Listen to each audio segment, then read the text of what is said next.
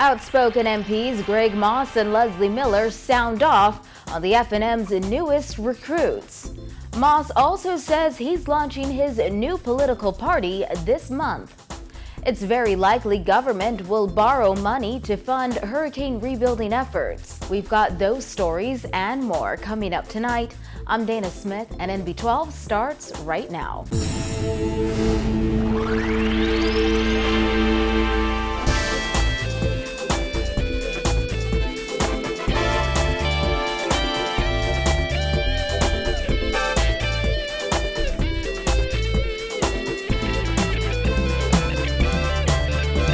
Topping news tonight, members of Parliament are sounding off on Bambootown MP Renward Wells and Fort Charlotte MP Dr. Andre Rollins's decision to join the Free National Movement.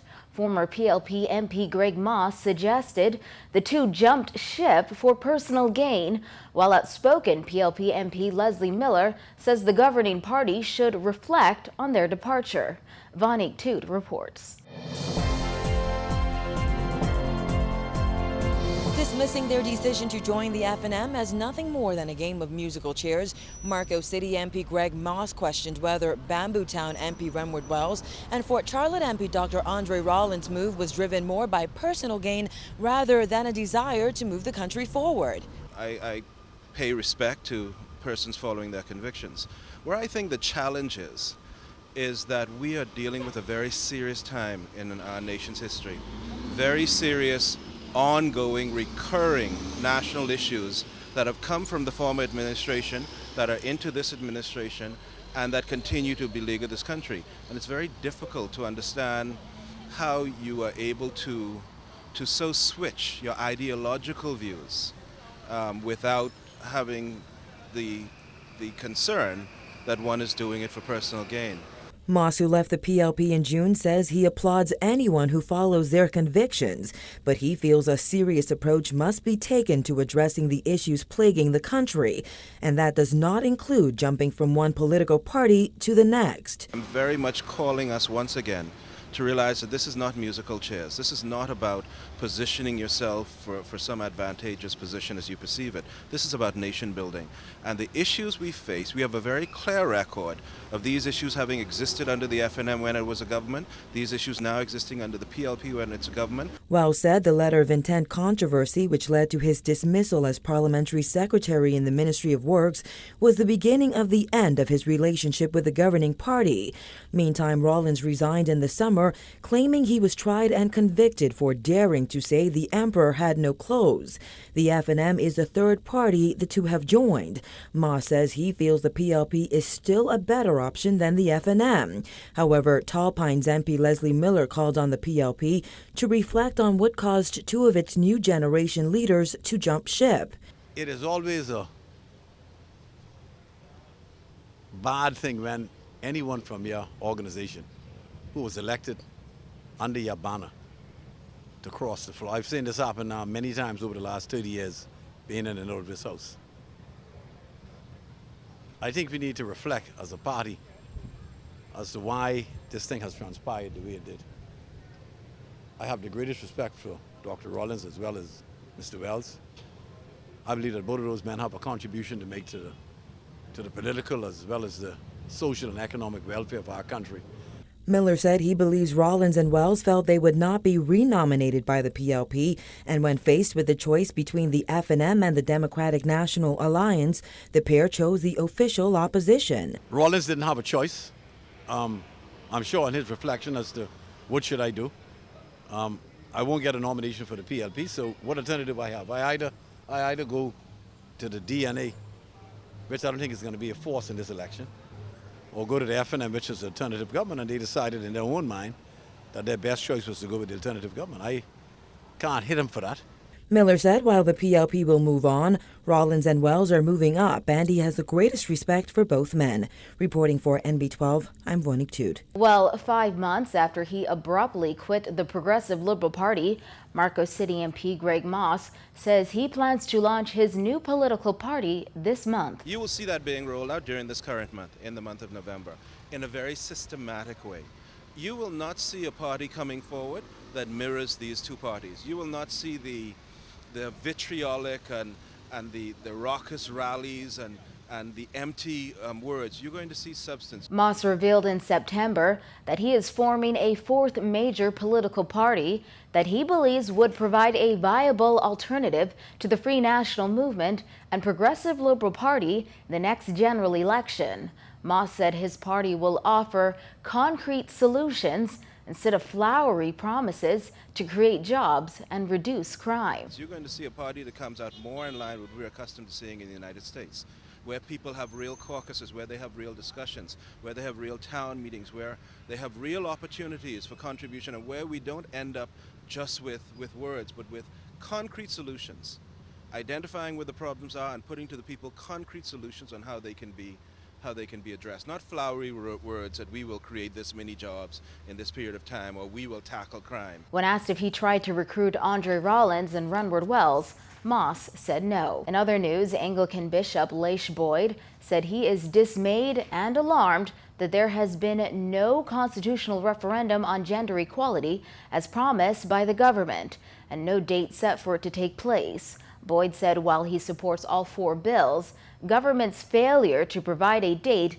leads him to question the fate of the country. Simone Davis reports. Bishop Boyd said he believes the bills would provide a level of justice in an area where many residents suffer injustice, but asserted that he feels as though the government's uncertainty over when a gender equality referendum would take place could keep the country from progressing. I'm dismayed that the country has not yet gone to vote with the proposed amendments to the Constitution of the Commonwealth of the Bahamas. I publicly stated before that I support all four proposed amendments, that they only bring our laws current with best practices with respect to citizenship and inheritance around the world, and they provide a level of justice in an area where many of our sons and daughters have suffered and continue to suffer injustice. The Constitutional Commission presented its report to Prime Minister Christie back in 2013. More than 2 years later, and after many delays, the four constitutional referendum bills remain in the committee stage in the House of Assembly. Boyd questioned the next step towards a referendum, stating that the country is currently at a standstill. I'm alarmed that the government has not set a date for the proposed referendum. If the government is uncertain that a majority of parliamentarians will vote in favor of the motion, then I'm alarmed at the parliament as well. What's happening in our country? We consider ourselves productive, progressive, advanced, but I'm concerned that we cannot address these four basic areas which have to do with justice and well-being. When the bills were introduced in Parliament last year in July, Christie said the government intended to have those bills debated and passed in both houses of Parliament in the shortest possible time. At that time, he also announced that the referendum would take place on November 6, 2014, but later announced that the referendum would happen by June 2014. Boyd said the four bills should not take that long to pass through Parliament because there is nothing difficult or earth-shattering about them. I am of the view that the four amendments are not, the four proposed amendments are not earth-shaking. They are basic amendments which bring us in line with the rest of the world, best practices in the rest of the world with respect to citizenship and inheritance. There is nothing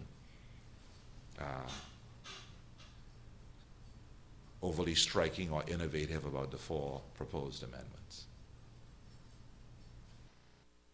The four bills which address gender equality issues within the Constitution must be approved by at least 3/4 of the House and Senate. Following the passage by the Senate, the bills must then be approved by a majority of voters in a referendum.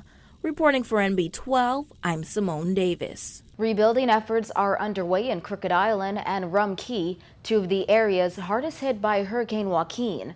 Kyle Joaquin continues our coverage of the road to recovery for these islands. It's still a long road ahead for Crooked Islanders even a month after Hurricane Joaquin passed. As you can see, utility poles are still lying on the ground, a sign that there is still no power on the island and people are still depending on generators. Now, as for building supplies, well, they're just making their way onto the island. Broken utility poles, generators running, broken windows, and damaged roofs, all signs of a slowly recovering Crooked Island. The island was one of the hardest hit from Hurricane Joaquin and is now the only one where electricity has still not been restored to any part. Slowly but surely. It's a long road ahead, and we have to exercise some patience, and hopefully we'll be back to normal. Pastor Maria Thompson says with damage sustained to every church on the island and many homes destroyed, it's a long road to recovery for residents. She said at the moment, they've gotten more than enough food from generous people in New Providence and that they're grateful. But as for the government's response, it could be much faster. There's a lot of talk, but we hope for the best. As a matter of fact, we are trusting God for everything. And we are sure, we know for sure that He would never ever fail us. For the most part, the water in some parts of the island has gone down. However, others remain passable only via truck. And despite some people evacuating the island, Administrator Francita Neely said not everyone just wanted to pick up and leave their home, even if it was deemed unlivable. Most people decided, it's not that they were forced out of their homes. They made the decision to leave until such time as some of the other family members can get the homes in livable conditions. Schools are still closed, and the administrator says she expects that to be the case for the next 30 days.